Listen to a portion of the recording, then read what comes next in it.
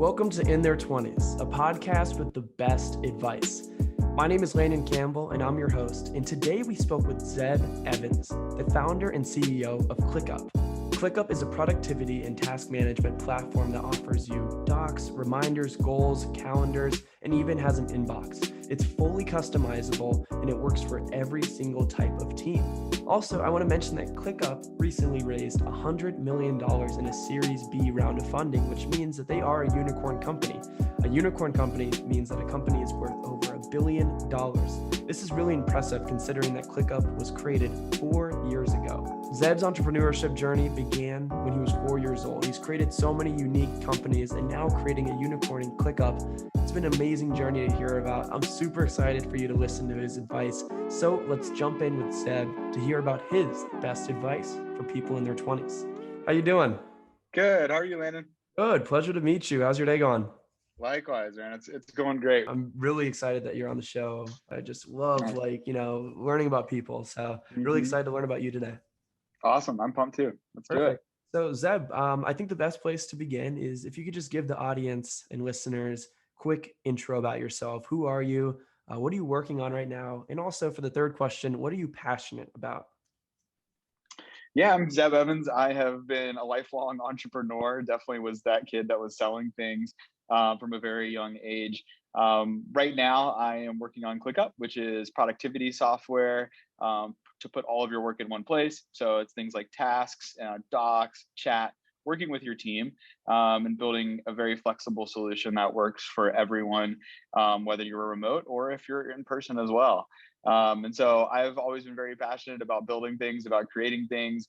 I am CEO, but I am also head of marketing and head of product. And so I love product. That's kind of like my passion right now, and that's my nights and weekends job. Of course, I love that. And I'm really excited to dive into ClickUp, how you got it started. Of course, as you mentioned, it's one place for all your work. Before we jump in there, though, I want to talk about this entrepreneurial journey of yours.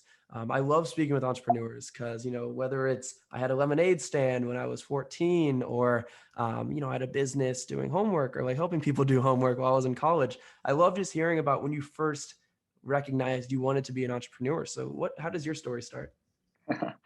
Mine is much earlier, I think, than most people. I was like 4 or 5 when I was the kid that was selling. I don't really know where it came from. Nobody in my family is an entrepreneur. It was really just embedded inside of my DNA for whatever reason.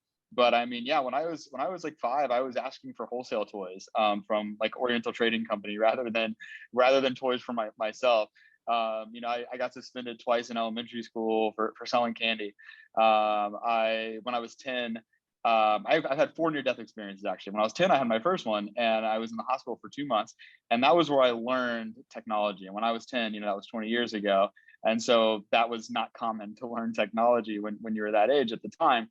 And so that story is probably like my first kind of like, I think kind of a more real business. I actually started selling Disney DVDs. And at the time, Disney used to have this marketing technique where they would put things into the vault. And so essentially they would sell DVDs and then they would say, hey, look, we're going to put this in the vault. You're not going to be able to buy it anymore. It was a marketing tactic. Wow. But what it did was drive up the price and demand of Disney DVDs. And so I found a source online and created my first website to sell Disney DVDs. And so, I mean, I could sell like Snow White for over $100 and I got it for $8. And very, very long story short, flash forward, 6 months later when I'm out of the hospital and I'm downstairs, and my dad called me upstairs and I'm like, shit, like I'm in trouble. It was that in trouble voice. And I come upstairs and it was 2 FBI looking guys up there. And they looked at me and then they looked at each other and they kind of just started laughing. It was the Motion Picture Association. I had actually been selling bootleg DVDs. Oh my God. And I didn't even know it.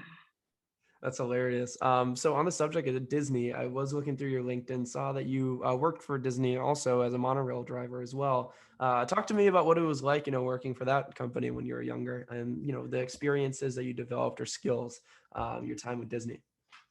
Yeah, the good things about working at Disney were customer service, customer experience, learning how to treat a customer well, and learning that guests are always going to have bad days, and you can still have a good day even if a guest has a bad day. And so that mentality has shined through even through ClickUp, and it's our number one core value is customer experience and customer support. Um, Disney is not the best company to work for. I will definitely be transparent about that. I don't believe they treat their employees that well. And so, it's a different experience when you're talking about like Disney creative, like studios versus, working in the parks. And I get that. But it was also a good example for me to try and do better with our employees and treat our employees like we should. Love that you had a chance to experience that and then put that to what you're doing at ClickUp. I mean, you mentioned two things. You base how you were treated at Disney, off of how you treat your employees now. So you wanted to, exceed that and do well. And then also the same thing with the culture. You saw how important it was to communicate with customers, create a warm environment, and that's something you've also brought to ClickUp. So before we get to ClickUp, one more question. Just thinking about extracting skills of entrepreneurship and all the different companies that you've started from four to before ClickUp. What are some skills that have really made you into a strong entrepreneur? Is it patience, focus? I'll let you take the floor. I think, grit, ambition, hustle, whatever you want to call it, has to be the first and foremost thing when you're being an entrepreneur. It's very difficult. It's very challenging. And, nobody from the outside knows until you kind of start trying something, you see how difficult it is. And it's not for the weak of heart. It's a lot of work. It's going to be those, 18, 20-hour days for years to make something really successful. And there's no way of shortcutting that. And so I think that has to be, the most important. I think also optimism is a huge thing as an entrepreneur. You're always going to have negative things in the world going on, but also around you. And also, you're going to have bumps in the road and lots of failures along the way. And so you just have to keep an optimistic spirit, optimistic outlook that, things will work out. You got to be practical about it. Don't get me wrong. You don't want your head in the clouds and, thinking that you're going to be successful when you're not. Like, you can't beat a dead horse. You do need it to move on to the next thing at some point. And I certainly have done that myself as well. Grit and optimism. I think those are two really, really powerful skills. I love how you spoke about failure, not just for entrepreneurs. I think more 20 somethings need to embrace failure.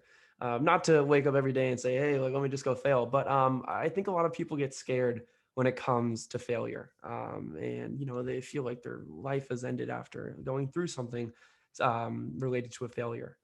I'd argue and like make the statement that people that aren't okay embracing failure are ultimately the ones that do fail. You need to be more comfortable with trying new things, being a risk taker. If something doesn't work, it's fine. Take the skills, take the experiences, use that energy and turn it into something positive. So I want to talk about this positive thing that you've created, ClickUp. What led up to this idea? And how did you go from 0 to 100 with this? And I know you guys still have so much more stuff to do, and I'm really excited to see the growth of the company, but how did you create ClickUp?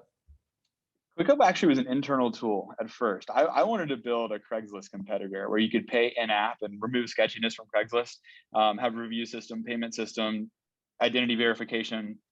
And before we did that, we built ClickUp. We were originally going to use it for ourselves. And the whole idea was saving ourselves time and making ourselves more productive.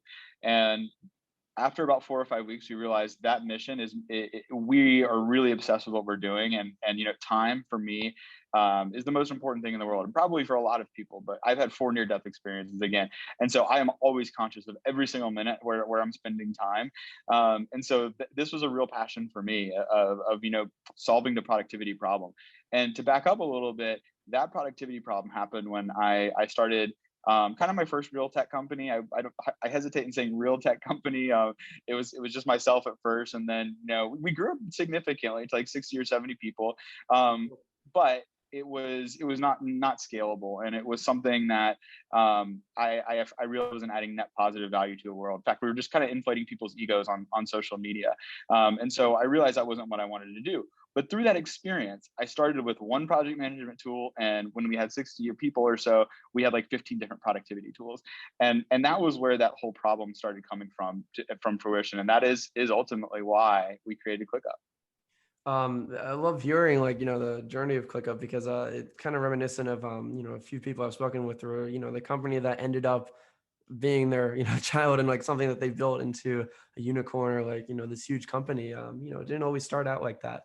I know Twitter, began as a side project, Mm-hmm. for a podcasting company that Ev Williams and Dorsey and Biz Stone were working on. So it's really cool, hearing how that's related as well.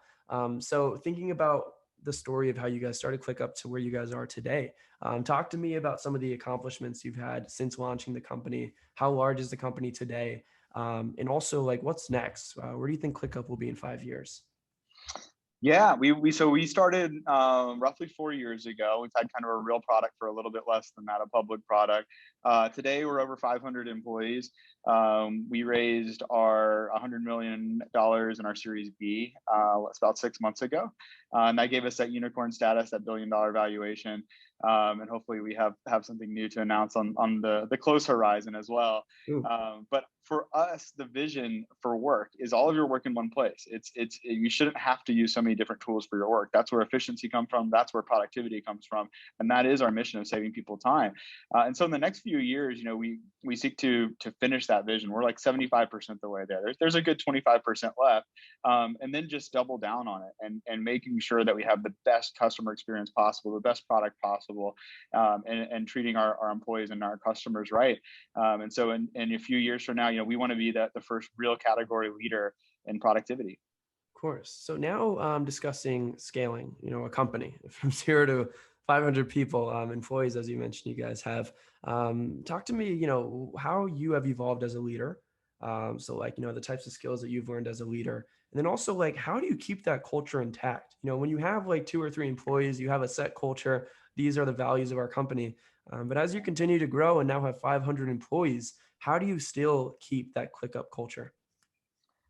Yeah, evolving as a leader is, you've got to be, as an entrepreneur, you've got to be open to feedback, open to criticism of yourself, and you've got to be able to put yourself like from an outside perspective and see how you can do better. And when you start having a big ego, that's when things go south. So I think that's really, really, really important. What also is important is realizing that everyone is still figuring it out. No matter who you see on the outside, the most successful companies, the most successful entrepreneurs in the world, they're still figuring it out as they go. Everybody's winging it. There is no playbook to being an entrepreneur. There is no playbook to growing a business. And if there is, it's outdated by the time that you're reading it. Right? You can't read somebody else's playbook and use that same one. The same playbook never works over and over again. And so you have to be comfortable with just figuring it out and going with your gut in a lot of ways. You can get tied up in decisions, and that can just consume your time of making a decision. Am I going to make the perfect decision? It just doesn't matter. It just commit, go with it, and be reactive. If you need to fix a problem, and just fix it quickly.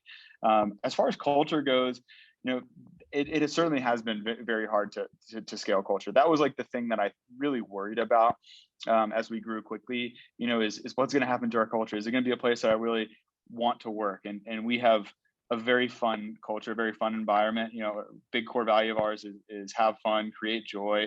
But at the same time, we're very serious about work. We're all very hardworking. We're not necessarily that work-life balance company right now, maybe in the future, but for right now, we're in a very competitive industry, and we're really creating something big here. So we're all in, and scaling that. There's always going to be problems. There's always going to be challenges, but I'm really, really proud that, we do have that very similar culture that we have today that we had when at the beginning. And I love everybody that we work with.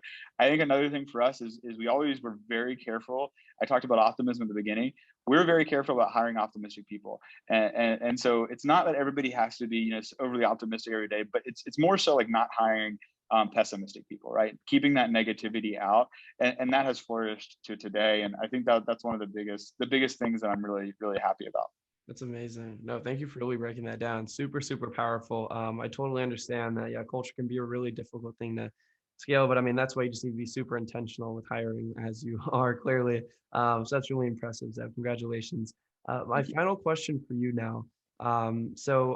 We spoke about just the scaling of your company, how busy you are, how many people you manage as well, ClickUp becoming and like having that $1 billion unicorn status. As busy as you are with so many things on your plate, speaking with investors, being the face of the company, building the brand, how do you check in on yourself? I think something big that 20 somethings are beginning to really pay attention to is mental health. And I know a lot of busy people that, are working on a lot of things. So as someone, we're coming from someone that's like really busy like yourself, how do you just like stay up to date with like, how you're feeling, and like use that to really just continue your life? I've gone through ups and downs here for sure. And I think I'm, in a really good place now where it's all about those routines and sticking to those routines. And you, as an entrepreneur, I think naturally, you're a little bit selfless. Like, you kind of put the company first. You feel like you can't take any time off. You want to be there for everybody that has a problem, for all your employees.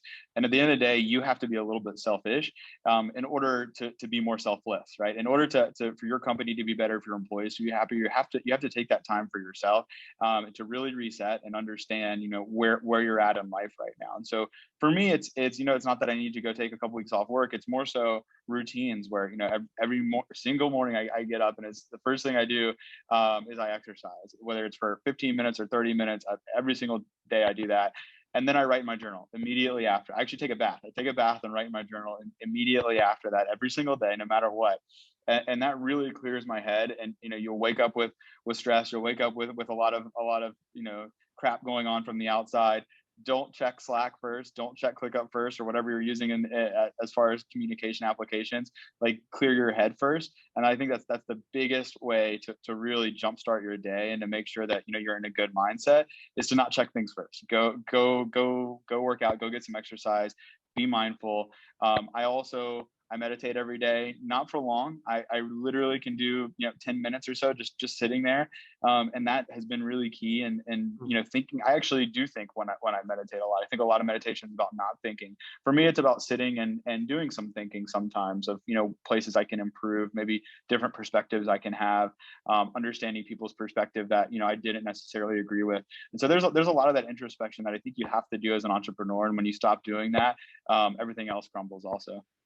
I love all that. There's so many nice things that you said there. I mean, just the fact that, like you mentioned, don't check with things first, check on yourself first. You spend that time in the morning, focus on yourself, self-reflection. Those are all things that, you don't have to have $1 billion business to be doing. Anybody in their 20s, 30s, I mean, whoever, you can totally wake up in the morning, not go on Instagram, not check Slack, not even check emails. You need to check it with yourself first. Understand how you're doing. I think that really sets the tone for the rest of the day, week, month, etc. I do got to ask, what time do you tend to wake up in the morning? I get up early, so I get up like 4:30. Oh. I usually, I used to sleep only 4 hours a night, and the backstory is I guess I still have narcolepsy, and so it's not the narcolepsy where you just fall asleep randomly. It's narcolepsy where like your brain is constantly awake when you're sleeping, and so you just essentially have chronic fatigue. Wow. And I solved that by sleeping less. Ironically, it's kind of a longer story, but I got myself into a habit. I used to sleep 11 hours a day. That's more so like when I was really younger, probably like low 20s, 2021. And then when I really started a business, I couldn't do that anymore, and I forced myself to sleep less, and I got into a habit of it.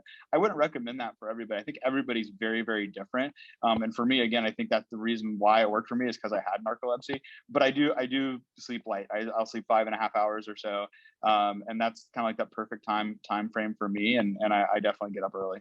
Yeah, and it works for you. Doesn't have to work for everybody, but you figure Yeah, that out by checking with yourself. So I think that really shows exactly. the importance of that. Zeb, is there anything else that you'd like to include? Any lasting advice for 20 somethings? We have a large audience that's going to really appreciate this interview.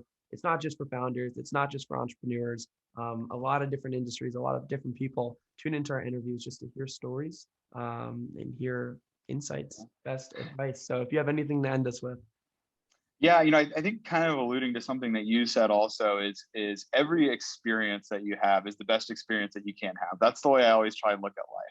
There's always a lot of negative stuff that is going on with the world, with COVID, with whatever you want to watch the news about. There's always going to be something negative going on, and so if you can kind of just focus more on the positive and really take in any experience, regardless of if it's negative or not, as a positive, you can. It's not just spin. It's not just like artificial spin and saying this is going to be a positive one day. Actually, you can really learn from every negative experience, and even if you can, at least if you handle it well, you become a better person. And so I I really, you know, as an entrepreneur, the journey is hard. There is no way of getting around that. There is no easy entrepreneur journey. It's always going to be very, very challenging. You're going to deal with a lot of stuff out of your control, things that are very unfair to you and that, you know, the world doesn't understand. That's the reality of it. You got to love it. You got to enjoy it. And you know, you've got to keep going. Love that. Yeah, that's why you just need the grit and optimism. I think that's like super important as well when it comes to the entrepreneurship journey. You know, you got to work through the difficult days, but then also be optimistic. You know, if things aren't working out today, you know, focus on what you can have control of. That's something that I've really seen a lot of founders succeed with. They focus on what they can control, not what they can't. So Zeb, super excited to continue to see the growth of ClickUp. You're great. I mean, thank you so much for joining the podcast, sharing your best practices, your advice, your insights. This is going to help so many 20-somethings, and I know because I am a 20-something, and this really inspired me today. So thank you. Thanks for having me, Landon. Of course, man. All right, enjoy the rest of your week. I'll see you later. Thank you so much for streaming the In Their 20s podcast. We had so much fun speaking with Zeb on the show today. If you enjoyed our interview and want more content like this, the most inspirational content from the best people, make sure to subscribe to In Their 20s wherever you enjoy your podcasts. We're on Spotify, Apple Podcasts, Google Podcasts, YouTube, everywhere. Also on social media. See you next week.